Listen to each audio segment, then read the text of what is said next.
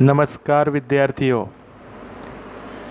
સૌથી પહેલાં બધાને ધોરણ 11માં આવવા બદલ ખૂબ ખૂબ અભિનંદન.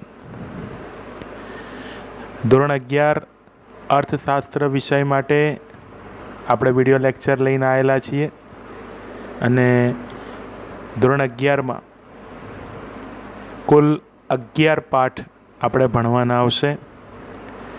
આ 11 પાઠમાં સૌથી પહેલાં અર્થશાસ્ત્ર વિષય પ્રવેશ, બીજો પાઠ મૂળભૂત ખ્યાલો અને સંકલ્પનાઓ, ત્રીજો પાઠ માંગ, ચોથો પાઠ પુરવઠો, પાંચમો પાઠ આવક અને ખર્ચના ખ્યાલો, છઠ્ઠો પાઠ બજાર, સાતમો પાઠ ભારતીય અર્થતંત્ર, એ સિવાય આઠમો પાઠ આર્થિક સુધારાઓ, નવમો પાઠ રાષ્ટ્રીય આવક, 10મો પાઠ અંદાજપત્ર અને 11મો પાઠ આર્થિક વિચારો. 11મું ધોરણ અને ટોટલ 11 પાઠ આપણે શીખવાના, બરાબર.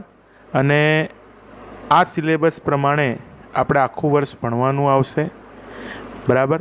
તો દરેક જણ થોડું વ્યવસ્થિત ધ્યાન આપશે, બરાબર. તો આજે પહેલાં આપણે પાઠ 1 શરૂ કરીશું, બરાબર છે.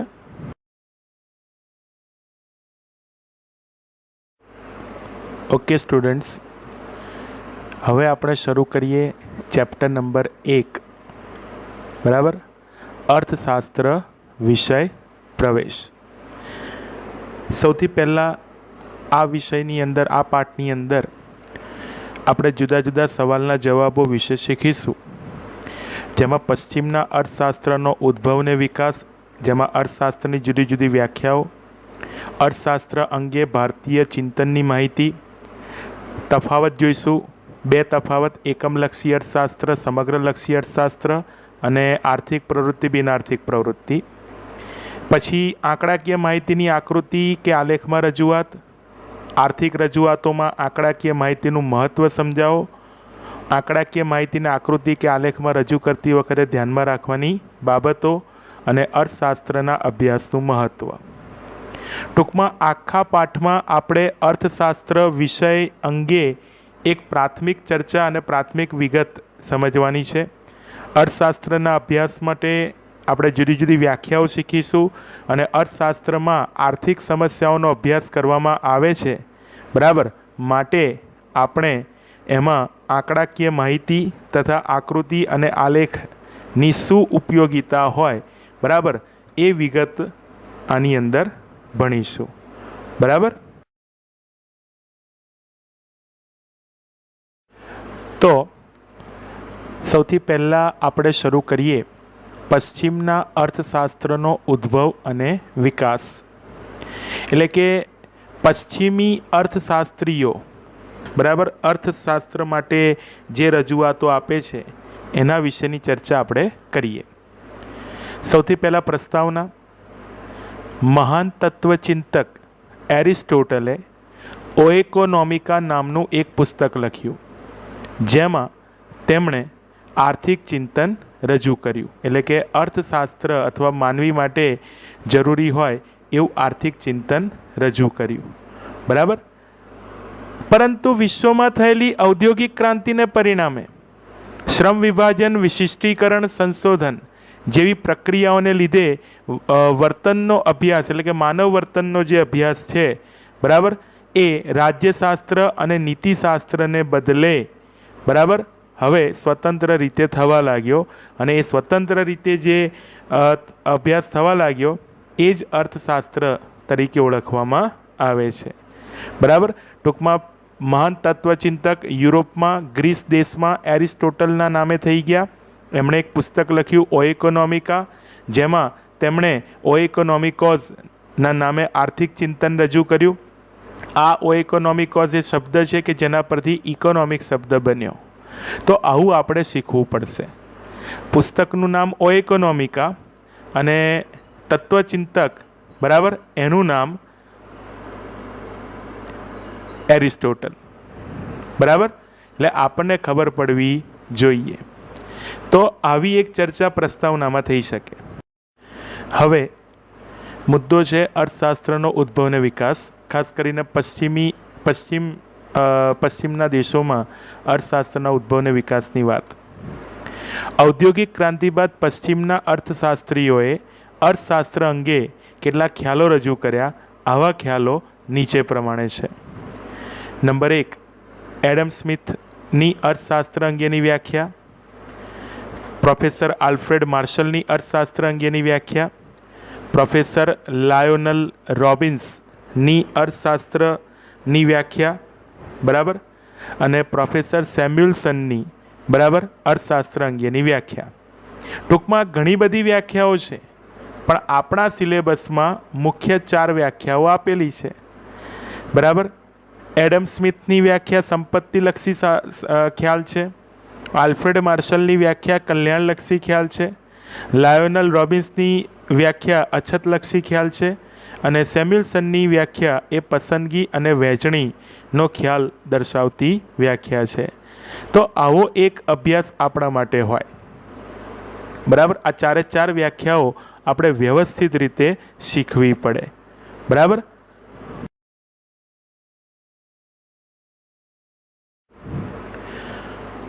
પશ્ચિમી અર્થશાસ્ત્રીઓની અર્થશાસ્ત્ર અંગેની વ્યાખ્યા, જે આપણે હમણાં આગળ 4 વ્યાખ્યાઓની વાત કરીને, એ ખાસ યાદ રાખો. હું અહીંયા આગળ એક એવી વિગત સમજાવવા જઈ રહ્યો છું કે જે તમારે યાદ રાખવાની, તમારા માટે MCQ VSQ માટે, બરાબર. પ્રોફેસર એડમ સ્મિથ, જેને દુનિયા અર્થશાસ્ત્રના પિતા તરીકે ઓળખે છે, એમની વ્યાખ્યા સંપત્તિનું શાસ્ત્ર કહેવાય. એટલે કે એમણે અર્થશાસ્ત્રને સંપત્તિનું શાસ્ત્ર ગણાવ્યું છે.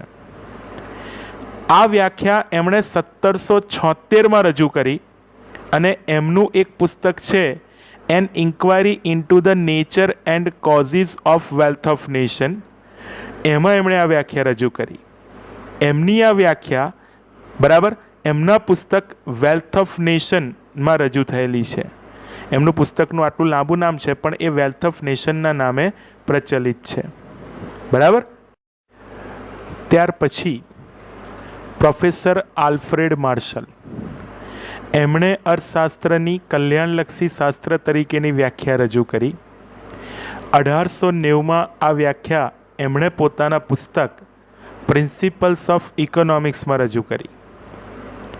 પ્રોફેસર આલ્ફ્રેડ માર્શલ, એમણે અર્થશાસ્ત્રની કલ્યાણલક્ષી શાસ્ત્ર નામ ધરાવતી વ્યાખ્યા રજૂ કરી. 1890માં પોતાના પુસ્તક પ્રિન્સિપલ્સ ઓફ ઇકોનોમિક્સમાં રજૂ કરી, બરાબર. ત્યાર પછી પ્રોફેસર લાયોનલ રોબિન્સ, જેમણે અર્થશાસ્ત્રની અછતલક્ષી ખ્યાલ ધરાવતી વ્યાખ્યા રજૂ કરી. 1931માં એમણે પોતાના પુસ્તક નેચર એન્ડ સિગ્નિફિકન્સ ઓફ ઇકોનોમિક્સમાં પોતાની આ વ્યાખ્યા રજૂ કરી, બરાબર. નેચર એન્ડ સિગ્નિફિકન્સ ઓફ ઇકોનોમિક્સમાં એમણે પોતાની આ વ્યાખ્યા રજૂ કરી, બરાબર.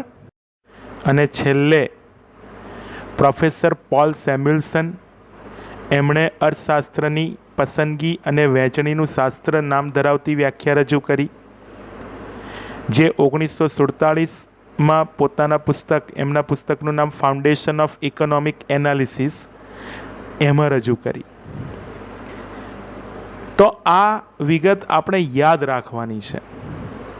આમાંથી આપણને કદાચ MCQ VSQ પૂછે તો આવડવો જોઈએ. પ્લસ આ આપણી પાસે એક નોલેજ હોય તો આપણે બધી 4 વ્યાખ્યાઓ બહુ જ સરસ રીતે ભણી શકીએ. સંપત્તિનું શાસ્ત્ર એડમ સ્મિથ, જે અર્થશાસ્ત્રના પિતા છે. કલ્યાણલક્ષી શાસ્ત્ર, બરાબર, આલ્ફ્રેડ માર્શલનું. અછતલક્ષી શાસ્ત્ર લાયોનલ રોબિન્સ. અને પસંદગીને વહેંચણીનું શાસ્ત્ર પોલ સેમ્યુઅલ્સન, બરાબર. તો હવે આ બધી વ્યાખ્યાઓને આપણે વ્યવસ્થિત આગળ ભણીએ, ઠીક છે.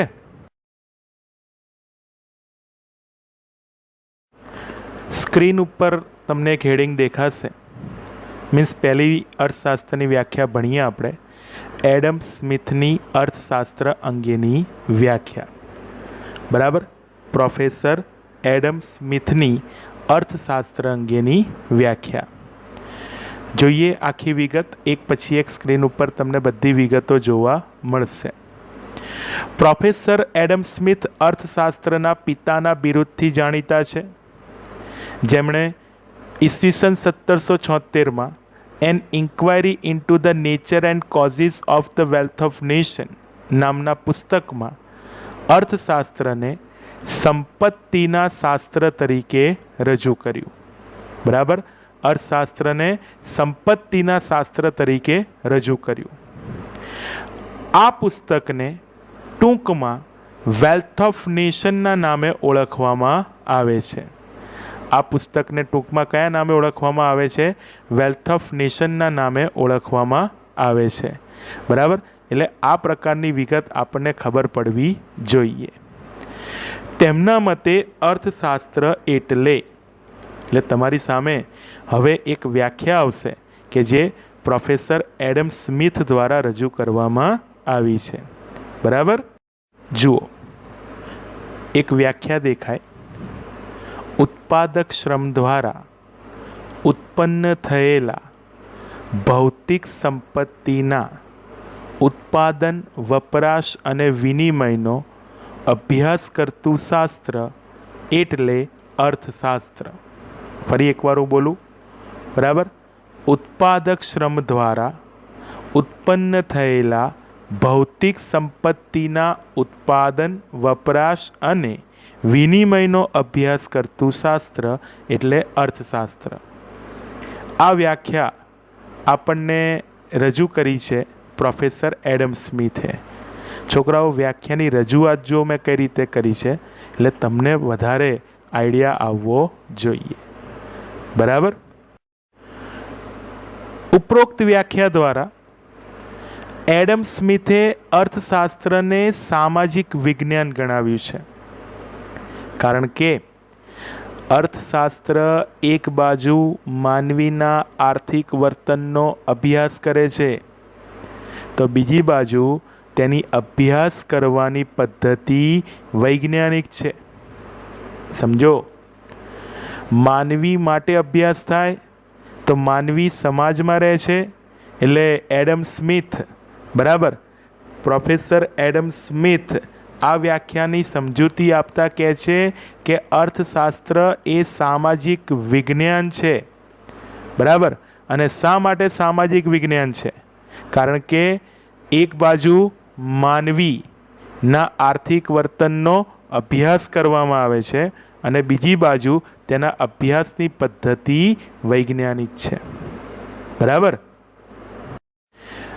અને છેલ્લે અર્થશાસ્ત્ર દ્વારા માનવીનો જે આર્થિક વર્તનનો અભ્યાસ કરવામાં આવે છે એમાં પ્રોફેસર એડમ સ્મિથ માત્ર ને માત્ર ભૌતિક સંપત્તિનો વિચાર કરે છે. છોકરાઓ, તમે સમજણ માટે કહી દઉં, બે પ્રકારની સંપત્તિ હોય, ભૌતિક અને અભૌતિક. ભૌતિક એટલે સુખ સગવડવાળી, જ્યારે અભૌતિક એટલે આપણી પ્રાથમિક જરૂરિયાતોને લગતી હોય તેવી. બરાબર, તો આવી એક ચર્ચા પ્રોફેસર એડમ સ્મિથ, બરાબર, ની અર્થશાસ્ત્રની વ્યાખ્યામાં આપણે કરી શકીએ. બરાબર, અર્થશાસ્ત્રના પિતા 1776માં વ્યાખ્યા રજૂ થઈ. An inquiry into the nature and causes of wealth of nation, ટૂંકમાં વેલ્થ ઓફ નેશન નામનું પુસ્તક છે, રાષ્ટ્રની સંપત્તિ, એમાં વ્યાખ્યા રજૂ થઈ. બરાબર, અને એમાં અર્થશાસ્ત્રને સામાજિક વિજ્ઞાન તરીકે રજૂ કરવામાં આવ્યું છે. ઠીક છે.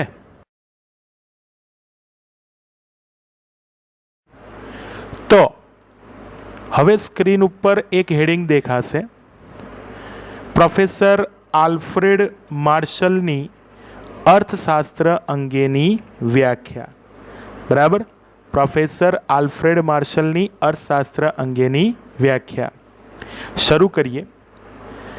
ઈસવીસન 1890માં પ્રોફેસર આલ્ફ્રેડ માર્શલે પોતાના પુસ્તક પ્રિન્સિપલ્સ ઓફ ઇકોનોમિક્સમાં અર્થશાસ્ત્રની કલ્યાણલક્ષી ખ્યાલ ધરાવતી વ્યાખ્યા રજૂ કરી. બરાબર, ઈસવીસન 1890 પ્રોફેસર આલ્ફ્રેડ માર્શલે પોતાના પુસ્તક પ્રિન્સિપલ્સ ઓફ ઇકોનોમિક્સમાં અર્થશાસ્ત્રની કલ્યાણલક્ષી ખ્યાલ ધરાવતી વ્યાખ્યા રજૂ કરી. જુઓ વિદ્યાર્થીઓ, શરૂઆતમાં જ મેં તમને બધી વ્યાખ્યાઓની એક વિગત એક સાથે તમને મોઢે થઈ જાય એવી સેન્સમાં શીખવાડી, તો હવે જવાબ શીખવો આપણા માટે એકદમ ઇઝી બની રહ્યો છે. બરાબર. હવે સ્ક્રીન પર એક વ્યાખ્યા દેખાશે, મીન્સ પ્રોફેસર માર્શલે રજૂ કરેલી અર્થશાસ્ત્રની વ્યાખ્યા. અર્થશાસ્ત્ર માનવીની રોજિંદી જિંદગીના આર્થિક વ્યવહારોનો અભ્યાસ કરે છે. અર્થશાસ્ત્ર માનવીની રોજિંદી જિંદગીના આર્થિક વ્યવહારોનો અભ્યાસ કરે છે, જેમાં તે એટલે માનવી ભૌતિક ચીજવસ્તુઓના વપરાશથી સુખાકારી મેળવે છે. બરાબર. ફરી એકવાર, અર્થશાસ્ત્ર માનવીની રોજિંદી જિંદગીના આર્થિક વ્યવહારોનો અભ્યાસ કરે છે, જેમાં તે ભૌતિક ચીજવસ્તુઓના વપરાશથી સુખાકારી મેળવે છે. વ્યાખ્યા રજૂ કરી છે પ્રોફેસર માર્શલે. બરાબર. તો આવી એક વિગત આપણને મગજમાં સેટ થવી જોઈએ. બરાબર. ફરી એકવાર, અર્થશાસ્ત્ર બરાબર માનવીની રોજિંદી જિંદગીના આર્થિક વ્યવહારોનો અભ્યાસ કરે છે, જેમાં તે ભૌતિક ચીજવસ્તુઓના વપરાશની સાથે અથવા વપરાશથી સુખાકારી મેળવે છે. બરાબર. તો આવી એક વિગત તમને ખબર પડવી જોઈએ. બરાબર. તો ઉપરોક્ત વ્યાખ્યા પરથી એમ કહી શકાય કે અર્થશાસ્ત્ર માનવીના રોજિંદા જીવનનો અભ્યાસ કરે છે. અર્થશાસ્ત્ર એ માનવીના રોજિંદા જીવનનો અભ્યાસ કરે છે. બરાબર. એટલે અર્થશાસ્ત્રના અભ્યાસમાં માનવી કેન્દ્ર સ્થાને છે. અર્થશાસ્ત્રના અભ્યાસમાં માનવી એ કેન્દ્ર સ્થાને છે. બરાબર. ખબર પડવી જોઈએ. માત્ર ભૌતિક વસ્તુઓના જ વપરાશની વાત કરવામાં આવી છે, તેથી આ વ્યાખ્યા ટીકાનો ભોગ બની છે. એટલે આ વ્યાખ્યાની ટીકા કરવામાં આવી છે પ્રોફેસર લાયોનલ રોબિન્સ દ્વારા. બરાબર. આ વ્યાખ્યાની એટલે કે પ્રોફેસર માર્શલની અર્થશાસ્ત્રની વ્યાખ્યાની બરાબર ટીકાત્મક ચર્ચા અથવા તો કડક શબ્દોમાં ટીકા કરવામાં આવી છે. બરાબર. આ વિગત આપણને ખબર પડવી જોઈએ. બરાબર. તો અહીંયા આવી વિગત સાથે માર્શલની અર્થશાસ્ત્ર અંગેની વ્યાખ્યા આપણે રજૂ કરી શકીએ. આ કલ્યાણલક્ષી ખ્યાલ ધરાવતી વ્યાખ્યા છે. આ કઈ વ્યાખ્યા છે? કલ્યાણલક્ષી ખ્યાલ ધરાવતી વ્યાખ્યા છે. એટલે આપણને ખાસ ખબર પડવી જોઈએ. બરાબર. તો આવી એક ચર્ચા આપણે પ્રોફેસર માર્શલની વ્યાખ્યા માટે કરી શકીએ. બરાબર. હવે સ્ક્રીન પર બીજું એક હેડિંગ દેખાશે, પ્રોફેસર લાયોનલ રોબિન્સની અર્થશાસ્ત્ર અંગેની વ્યાખ્યા. બરાબર. પ્રોફેસર લાયોનલ રોબિન્સની અર્થશાસ્ત્ર અંગેની વ્યાખ્યા. શરૂ કરીએ. પ્રોફેસર લાયોનલ રોબિન્સે પોતાના પુસ્તક નેચર એન્ડ સિગ્નિફિકન્સ ઓફ ઇકોનોમિક્સમાં ઈસવીસન 1931માં અર્થશાસ્ત્ર અંગેની અછતલક્ષી ખ્યાલ ધરાવતી વ્યાખ્યા રજૂ કરી. તેમના મતે માનવીની જરૂરિયાતો અમર્યાદિત છે, જ્યારે તેને સંતોષવાના સાધનો મર્યાદિત છે. આ જે વાક્ય આવ્યું એ પ્રોફેસર લાયોનલ રોબિન્સની અર્થશાસ્ત્રની વ્યાખ્યાની થીમ છે. જરૂરિયાતો અમર્યાદિત છે અને સંતોષવાના સાધનો મર્યાદિત છે.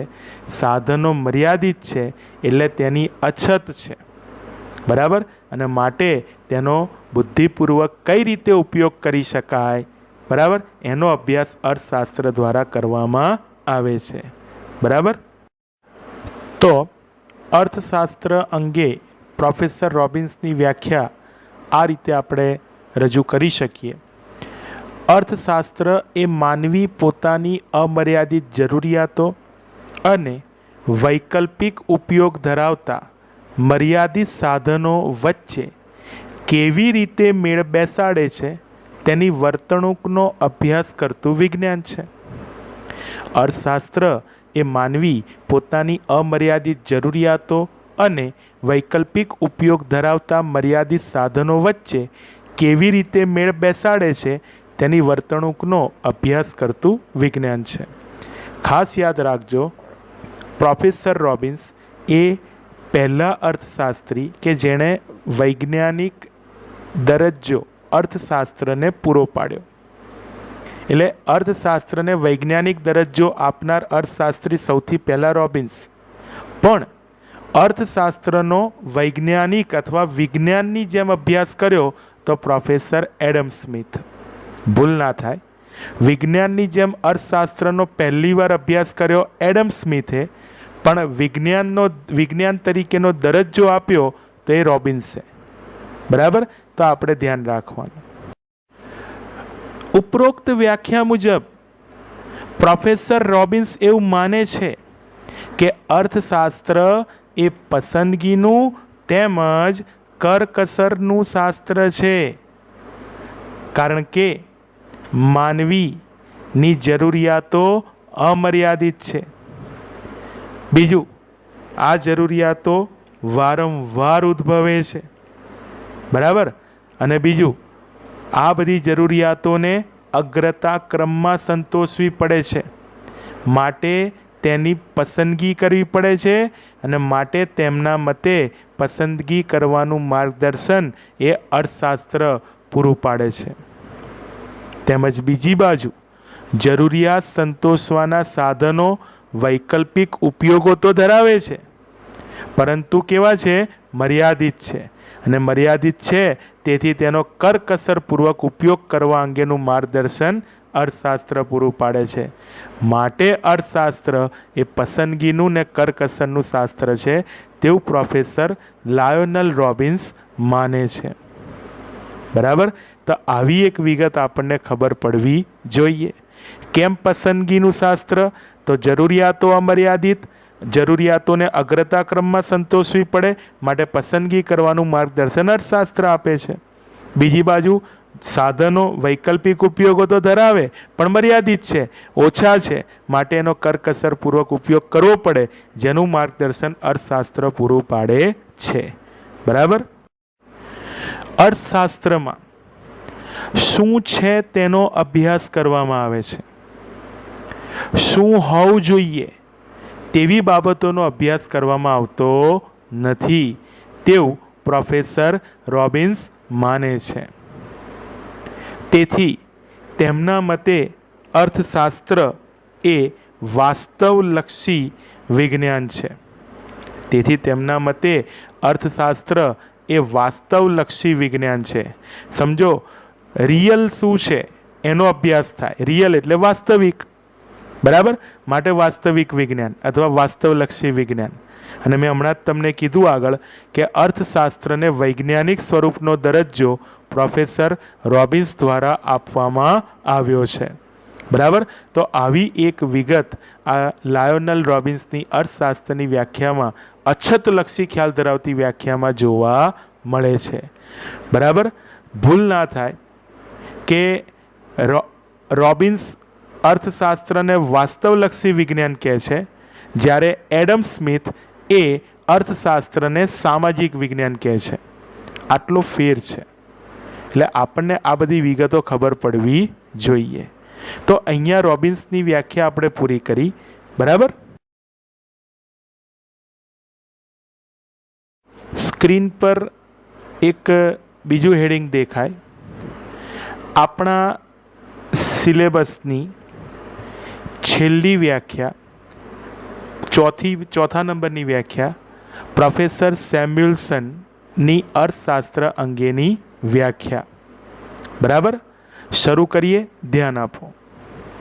પ્રોફેસર સેમ્યુએલ્સન સમાજની પસંદગીઓ અને વહેંચણીના મુદ્દાને અર્થશાસ્ત્રના અભ્યાસમાં મહત્ત્વનું સ્થાન આપે છે. ઈસવીસન 1947માં પ્રોફેસર સેમ્યુએલ્સને પોતાના પુસ્તક ફાઉન્ડેશન ઓફ ઇકોનોમિક એનાલિસિસમાં અર્થશાસ્ત્રની પસંદગી અને વહેંચણીના શાસ્ત્ર તરીકેની એક વ્યાખ્યા રજૂ કરી. બરાબર, તો વિગત ખબર પડવી જોઈએ કે 1947 ફાઉન્ડેશન ઓફ ઇકોનોમિક એનાલિસિસમાં પસંદગીને વહેંચણીના શાસ્ત્રને લગતી અર્થશાસ્ત્રની વ્યાખ્યા પ્રોફેસર સેમ્યુએલ્સને રજૂ કરી. તમે જુઓ, પહેલાં મેં જે બતાવી દીધું તમને, 4 અર્થશાસ્ત્રી કયા વર્ષમાં વ્યાખ્યા રજૂ કરી, કયા નામથી એમની વ્યાખ્યા ઓળખાય, એમના પુસ્તકનું નામ શું, તો તમને જવાબ સમજવામાં છે ને બહુ જ સાનુકૂળતા રહે છે. બરાબર. અને બીજી એક વાત કરું કે સેમ્યુએલ્સનનો જે આ વ્યાખ્યાની આપણે શરૂઆત કરીને તેમાં કોન્સન્ટ્રેટ કરો, એક શબ્દ આવ્યો, સમાજની પસંદગી. બરાબર, મગજમાં તરત લાઇટ થવી જોઈએ કે આગળની વ્યાખ્યાઓ જે હતી ને એમાં વ્યક્તિની વાત આવતી હતી, માનવીની વાત આવતી હતી. અહીંયા સમાજની વાત આવે છે. સમાજ એટલે માનવીઓનો સમૂહ. બરાબર, તો આવી બધી વિગતો આવે ને તો આપણું મગજ એલર્ટ થવું જોઈએ. હું આ એટલા માટે ચર્ચા કરું છું કે અર્થશાસ્ત્રનો 2 રીતે અભ્યાસ થાય, એકમલક્ષી અર્થશાસ્ત્ર અને સમગ્રલક્ષી અર્થશાસ્ત્ર. સેમ્યુએલ્સન સમગ્રલક્ષી અર્થશાસ્ત્રને ધ્યાનમાં લઈ પોતાની અર્થશાસ્ત્રની વ્યાખ્યા રજૂ કરે છે, જ્યારે આગળ એડમ સ્મિથ, માર્શલ અને રોબિન્સે જે વ્યાખ્યા રજૂ કરી એ એકમલક્ષી અર્થશાસ્ત્ર માટે છે. એકમલક્ષી અર્થશાસ્ત્ર, સમગ્રલક્ષી અર્થશાસ્ત્ર આગળ આપણે એક તફાવતના સ્વરૂપમાં પણ ભણવાના છીએ. બરાબર, હવે સેમ્યુએલ્સને અર્થશાસ્ત્રની વ્યાખ્યા આપીને એ આપણે જોઈએ. તો પ્રોફેસર સેમ્યુએલ્સને જે વ્યાખ્યા આપી છે એ જોઈએ આપણે. સમાજ કેવી રીતે પોતાના અછતવાળા સાધનો દ્વારા અગત્યની જરૂરિયાતોનું ઉત્પાદન કરે છે અને જુદા જુદા લોકો વચ્ચે વહેંચે છે તે બાબતનો અર્થશાસ્ત્ર અભ્યાસ કરે છે. આ સિમ્પલ વાત છે. સમાજ કેવી રીતે પોતાના અછતવાળા સાધનો દ્વારા અગત્યની જરૂરિયાતોનું ઉત્પાદન કરે છે અને જુદા જુદા લોકો વચ્ચે વહેંચે છે તે બાબતનો બરાબર અર્થશાસ્ત્ર અભ્યાસ કરે છે. આવી એક ચર્ચા પ્રોફેસર સેમ્યુએલ્સનની અર્થશાસ્ત્રની વ્યાખ્યામાં જોવા મળે છે. બરાબર, તે આપણને ખબર પડવી જોઈએ. ટૂંકમાં સમાજની સાથે જે કંઈ પણ આર્થિક સમસ્યાઓ રહેલી છે એની ચર્ચા પ્રોફેસર સેમ્યુએલ્સન કરી રહ્યા છે. એટલે એમનું અર્થશાસ્ત્ર એ સમગ્રલક્ષી અર્થશાસ્ત્ર કહેવું ખોટું નથી. બરાબર, ઉપરોક્ત વ્યાખ્યા પરથી એમ કહી શકાય કે અર્થશાસ્ત્ર અને વહેંચણીનું પસંદગી અને વહેંચણીનું સામાજિક વિજ્ઞાન છે. હું ફરીવાર એક વ્યવસ્થિત વિગત કહું. ઉપરોક્ત ચર્ચા જે કરી આપણે વ્યાખ્યાની, એના પરથી આપણે એવું મૂલ્યાંકન કરી શકીએ કે અર્થશાસ્ત્ર એ પસંદગી અને વહેંચણીનું સામાજિક વિજ્ઞાન છે. બરાબર, અને મુખ્ય 3 બાબતો એના પરથી આપણે તારવી શકીએ છીએ, જે એક પછી એક નીચે આપેલી છે. અર્થશાસ્ત્ર વાસ્તવદર્શી છે. બરાબર, અર્થશાસ્ત્ર માનવીના આર્થિક વર્તનનો અભ્યાસ કરે છે અને અર્થશાસ્ત્રના અભ્યાસની પદ્ધતિ વૈજ્ઞાનિક છે. એટલે તમે જોશો તો એડમ સ્મિથ જે વાત કરે છે અર્થશાસ્ત્ર માટે, રોબિન્સ જે વાત કરે છે અર્થશાસ્ત્ર માટે, એ જ વાત સેમ્યુએલ્સન કરે છે, પણ એ સમાજને લક્ષ્યમાં રાખીને કરે છે, જ્યારે એડમ સ્મિથ અને રોબિન્સ વ્યક્તિ અને માનવીને લક્ષ્યમાં રાખીને આ ચર્ચા કરે છે. તો અહીંયા 4 વ્યાખ્યાઓની વિગત પૂરી થઈ જાય. બરાબર, તો પશ્ચિમી અર્થશાસ્ત્ર અંગેનો જે ખ્યાલ છે, ઉદ્ભવ ને વિકાસનો જે ખ્યાલ છે, એ આ 4 વ્યાખ્યાઓ દ્વારા આપણે સમજાવી શકીએ. બરાબર, સમજણ પડવી જોઈએ. ઠીક છે. હવે સ્ક્રીન ઉપર તમને એક સવાલ દેખાશે, તફાવત સમજાવો એકમલક્ષી અર્થશાસ્ત્ર અને સમગ્રલક્ષી અર્થશાસ્ત્ર. આખો તફાવત તમારી સામે એક સ્ક્રીન ઉપર આવી રહ્યો છે કે જેમાં ટોટલ 5 મુદ્દા છે: અર્થ, અભ્યાસ, વિશ્લેષણ, સમતુલા અને ખ્યાલ. પરીક્ષાલક્ષી જવાબ. બરાબર, એક પણ વિદ્યાર્થી આ જવાબ મોઢે કર્યા વગર ના મૂકે. બરાબર, તફાવત સહેલો છે અને બહુ વ્યવસ્થિત અને વ્યાજબી છે. મેં આગળ ચર્ચા કરી કે એકમલક્ષી અર્થશાસ્ત્ર અને સમગ્રલક્ષી અર્થશાસ્ત્ર એક જ પ્રકારની બાબતનો અભ્યાસ થાય તો એકમલક્ષી અર્થશાસ્ત્ર, અને જો એ એક આખા જૂથની અંદર અભ્યાસ કરવામાં આવે, બરાબર, તો એ આખું સમગ્રલક્ષી અર્થશાસ્ત્ર થઈ જાય. બરાબર, તો એક પછી એક મુદ્દા જોઈએ. પહેલાં અર્થ. કોઈ એક વ્યક્તિ, કુટુંબ, પેઢી કે ઉદ્યોગ જેવા વૈયક્તિક એકમોના, બરાબર, વ્યવહારોનો અભ્યાસ કરતું શાસ્ત્ર એટલે એકમલક્ષી અર્થશાસ્ત્ર. કોઈ એક વ્યક્તિ, કુટુંબ, પેઢી કે ઉદ્યોગ, બરાબર, જેવા વૈયક્તિક એકમોના વ્યવહારોનો અભ્યાસ કરતું શાસ્ત્ર એટલે એકમલક્ષી અર્થશાસ્ત્ર. સામે કોઈ એક એકમને બદલે તમામ એકમો અને તેના સમૂહના વ્યવહારોનો અભ્યાસ કરતું શાસ્ત્ર એટલે સમગ્રલક્ષી અર્થશાસ્ત્ર. બરાબર, ટૂંકમાં સમૂહમાં અભ્યાસ થાય તો, બરાબર, સમૂહમાં અભ્યાસ થાય અને તમામ બાબતોનો અભ્યાસ થાય, બરાબર, તો એને આપણે સમગ્રલક્ષી અર્થશાસ્ત્ર નામ આપી શકીએ. બરાબર, ખબર પડવી જોઈએ. અભ્યાસ. વસ્તુ કે સેવાની કિંમત કેવી રીતે નક્કી થાય તેનો અભ્યાસ એકમલક્ષી અર્થશાસ્ત્રમાં કરવામાં આવે છે. ટૂંકમાં કોઈ એક વસ્તુ કે સેવાની કિંમત માટે એકમલક્ષી અર્થશાસ્ત્ર, બરાબર, માં અભ્યાસ કરવામાં આવે છે. જ્યારે સમગ્ર અર્થતંત્રમાં ભાવ વધશે કે ઘટશે, બરાબર, તે અંગેની તમામ જાણકારી મેળવવી હોય તો તેનો અભ્યાસ સમગ્રલક્ષી અર્થશાસ્ત્રમાં કરવામાં આવે. એટલે અહીંયા સમગ્ર અર્થતંત્રની અંદર જે ભાવ છે એ બધી જ વસ્તુને સેવાના ભાવ આવી જાય એવી વાત છે. પછી આવે વિશ્લેષણ. બરાબર, વિશ્લેષણ તો ગ્રાહક કે પેઢીના વર્તન વિશે, બરાબર, ગ્રાહક કે પેઢીના વર્તન વિશે પૂર્વધારણાઓ, બરાબર, પૂર્વધારણાઓ જો કરવાની હોય અને તેનું વિશ્લેષણ કરવાનું હોય તેવા સંજોગોમાં, બરાબર, એકમલક્ષી અર્થશાસ્ત્રનો ઉપયોગ કરવામાં આવે છે. બરાબર, જ્યારે ઉત્પાદન, આવક, ભાવ સપાટી વગેરે વિશે પૂર્વધારણા કરીને વિશ્લેષણ કરવામાં આવે છે. તો ઉત્પાદન, આવક, ભાવ સપાટી એ સમગ્ર દેશ માટે હોય, બરાબર, તેવી વાત આપણે ધ્યાનમાં રાખવી પડે. સમતુલા. ગ્રાહક, પેઢી કે ઉદ્યોગ આ વૈયક્તિક છે, કે ઉત્પાદનનું સાધન એ પણ વૈયક્તિક છે, એક જ છે. કેવી રીતે સમતુલામાં આવે છે તેનો અભ્યાસ કરવામાં આવે છે અને તેમાં સામે સમગ્ર અર્થતંત્રની સમતુલા કેવી રીતે આવે તેનો અભ્યાસ કરવામાં આવે છે. અને છેલ્લે ખ્યાલ. એકમલક્ષી અર્થશાસ્ત્રનો ખ્યાલ સીમિત છે અને સમગ્રલક્ષી અર્થશાસ્ત્રનો ખ્યાલ, બરાબર, એ વ્યાપક છે. બરાબર, એ ટાઈપની વિગત આપણને ખબર પડવી જોઈએ. બરાબર, તો આવો એક તફાવત આવે. તફાવત માટે ફરી એકવાર તમને સૂચન કરી દઉં કે એક જ બાબતનો અભ્યાસ કરવાની વાત હોય તો એ એકમલક્ષી અર્થશાસ્ત્ર અને બધી જ બાબતોની એક સાથે અભ્યાસ કરવાની વાત હોય તે સમગ્રલક્ષી અર્થશાસ્ત્ર. તો આવી એક ચર્ચા હોય. ઠીક છે.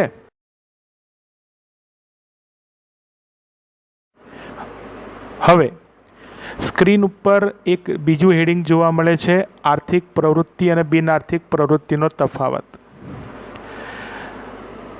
સ્ક્રીન પર આવી રહ્યો છે એક તફાવત જેમાં આર્થિક પ્રવૃત્તિ, બિનઆર્થિક પ્રવૃત્તિની વાત હોય. 4 મુદ્દાનો આખો તફાવત છે.